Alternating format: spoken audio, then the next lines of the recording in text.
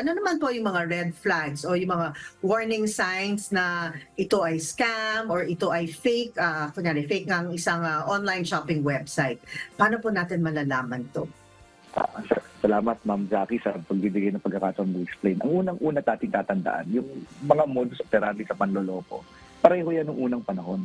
Kung maaalala niyo yung budol-budol, dati wala pa tayo mga chat box, pero meron ng telepono. Tumatawag sa telepono, di ba?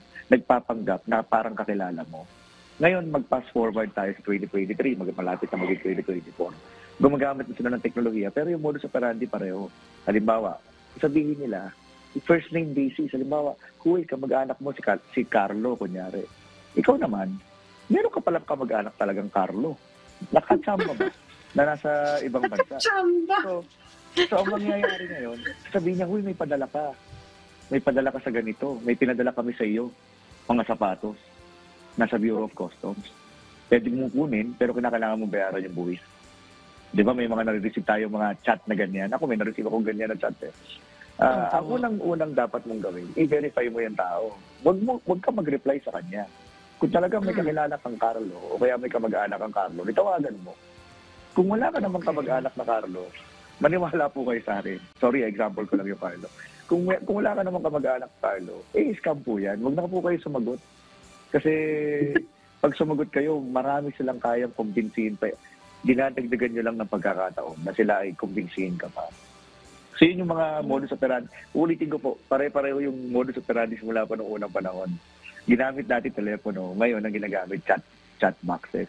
So ang namomonitor namin na common na modus operandi nila, may pinadala daw sa'yo, that's one. Pangalawa, nanalo ka. No, nanalo ka ng isang, kung hindi wala ka sinalihan, wala ka dapat pinalarunan. Yun po yung tandaan ninyo. Okay? Kung hindi ka sumali sa kahit anong paligsahan, hindi ka dapat nananalo. Wala pong ganun sa mundo. Wala pong random na nananalo out of the blue. Pangatlo po ay, ang mga namomonitor namin ay napadalhan ka daw ng mali. So, pwede pang makikibalik na nag-a-appeal sa iyong generosity and kindness na ibalik mo daw yung na-Gcash sa'yo, halimbawa, or na-Paymaya sa'yo dahil mali daw yung napadalhan. At mapapansin niyo po yung text na yon ay hindi galing sa Gcash. Meron una magte-text sa'yo, pero yung numero, yung normal na numero. Kasi kung Gcash yan, lalabas yan sa Gcash eh. Kung Paymaya yan, lalabas sa Paymaya. So lalabas normal na numero, let's say 0929, blah blah blah, ganyan. Tapos sabihin niya, naka-receive ka, kinakopya nila yung text ng Gcash eh. You receive, kunyari lang, 5,000 pesos from, gano'n. Tapos kasunod yan, mag-text na siya sa'yo. Sasabihin niya, pasensya na po, nagkamali po kami ng pinadala, o pwede po bang pakibalik. So doon po tayo mag-iingat, yung mga gano'n, na mga modus operandi. Ang pang ilan na ba ako, Ma'am Jari? Pang-apat, no? Ang pinaka namomonitor namin, no, pang-apat ay nanakawan ka daw sa bangko mo, kaya mag-click ka. Yan. Sasabihin niya, you have been deducted 5,000 pesos from your bank, BDO. If this is not you, or if you did not make this transaction, please click this link.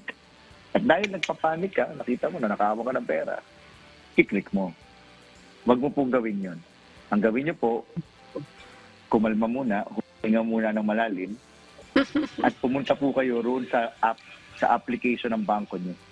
Wag niyo pong i-click yung galing sa text, o kaya galing sa Messenger, o galing sa Viber. No? Ang gamitin niyo po yung official application or official website ng bangko niyo, doon po kayo tumingin. Yan po yung mga namomonitor nating mga pinaka-common na scam.